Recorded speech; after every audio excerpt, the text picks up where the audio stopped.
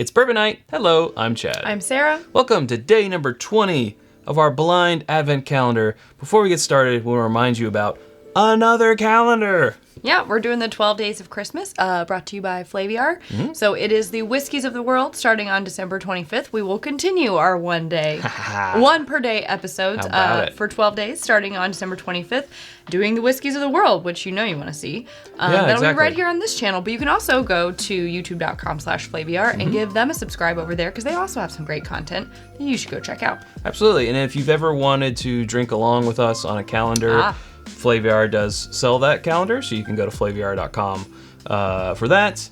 And like you said, Sarah, it Asterisk.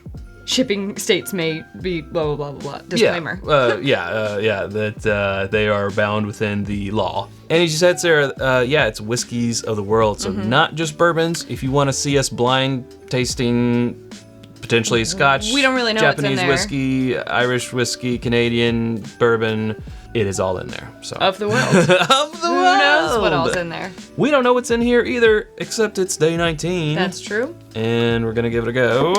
Those sample bottles look small, but they actually hold quite a bit. Yeah. If we weren't splitting this, that'd be a healthy pour every day. Absolutely, it's good taste. A little musty. Slightly musty. Slightly nutty. Slightly nutty. Slightly... I don't know what that third thing is. Kind of has like a honeysuckle thing going on. Like a little bit herbal, but also a little bit floral and sweet. Yeah, I was gonna say floral. That's the third thing. Well, there we go. I'm glad you did. Slightly floral. Slightly floral. No, I get that herbal thing for sure. I don't know. It's kind of hidden. It's nice and easy. Just very... nice and easy. I won't say flat, but it's just... nothing's like super jutting out. Yeah. So, let's see what we got. Oh, beam. That's the first thing that crossed my mind. Beam. Beam. But I'm not thinking Bakers, I'm not thinking Booker's or Knob Creek. I think it's Jim Beam. I think it's Beam. Yeah, Jim Beam. Which Jim Beam? Beam. Distiller's Cut, potentially. No, that's the lower proof one. That's the 86 proof. I don't think it's that. No, I think... No. That's Repeal Batch. I think it might be Distiller's Cut. Right, we always get them mixed up. I think this could be 100. I think this could be 100 proof. I don't know. Could be bonded. See, the only thing okay, you got what? Jim Beam Black is... Devil's Cut, Double Oaked, Bonded. Which one's 90? I think that's Devil's Cut. I think you might be right. I think... Black is 86. It could be 100, but I don't know. We're dead set on Beam.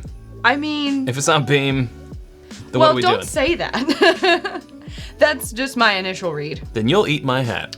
I never said you were the one who came out with all the beam confidence. Well, just depends on how I edit this. Beam. See, you just said beam like 20 times. Oh my gosh. Well, apart from guessing, how do you feel about it? I feel like if I had to price it, I would price it under $30. Agreed. Just based on the taste. Yeah. Like, let's put the idea of Beam out. I do think it's a Jim Beam product, just based on the flavor profile. But yeah, I think on the flavor profile, it tastes sub 30. I would maybe, just from the flavor profile, wish maybe it had a couple more years on it. And this is where you like, okay, so Jim Beam Black is no longer double aged. Right. It's just extra aged, so that means it could be 5 years. Right. Devil's Cut is 90 proof, I think, but I don't think it carries any extra age statement, so that could be 4 years. Just trying to think through all the... Yeah. I think now we're going down a wrong rabbit hole if this is not Jim Beam. Oh man, if we're what not, a terrible episode. Then this episode is just awful. It's a Jim Beam imposter then. Yeah.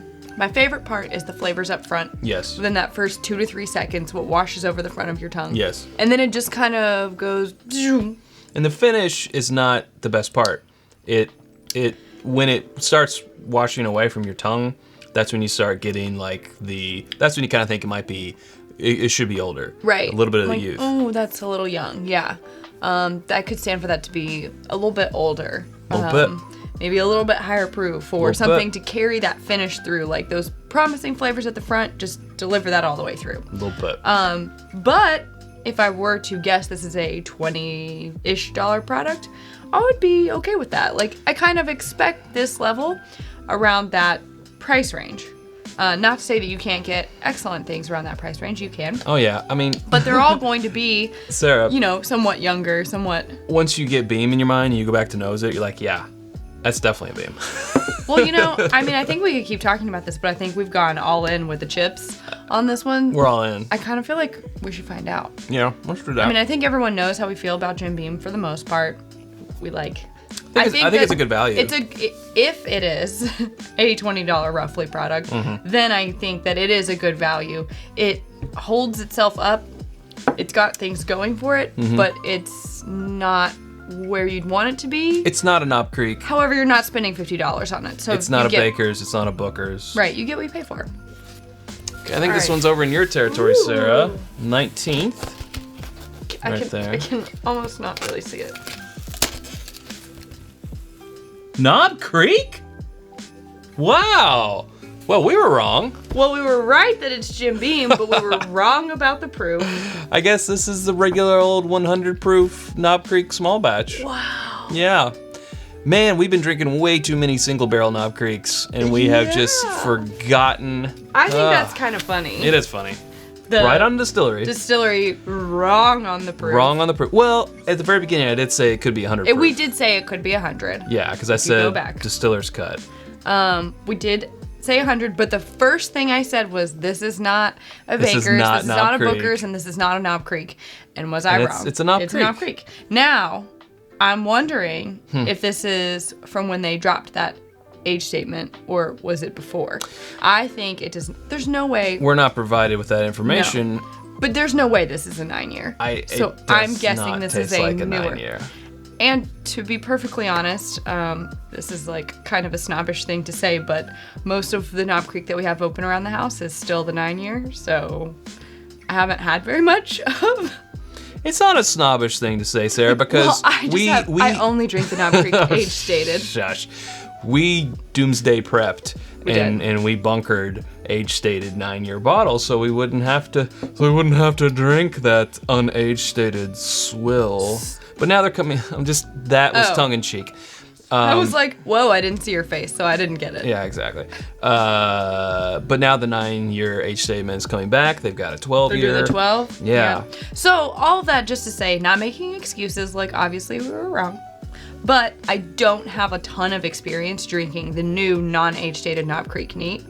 So I would say that that's probably why I fell in this camp. Hey, that's why you do things blind. Right. And we've said that since day one. And now this double blind thing is even more of an eye-opener. It is. But see, I would just spend a little bit more money and get a single barrel. True, and that's also the thing that we've been drinking more lately are single barrel picks, because those Knob Creek single barrel picks are tasty, and that 120 proof is it's nice. So good. Yeah. Okay, hey. That was a roller coaster of emotions. Our home on the internet is whiskyambitions.com. It's where you can get glassware, t-shirts, challenge coins, t-shirts like that, and others. Challenge coins. And more are always coming soon. That's whiskyambitions.com. You can become a patron at patreon.com/itsbourbonnight and join our community. We do polls, we do patron-only podcasts, and so much more. Oh yeah, them sneak peeks too. That's right. Hey, want to just remind you real quick again about the Flaviar 12 Days of Christmas. That's coming December 25th. Right here.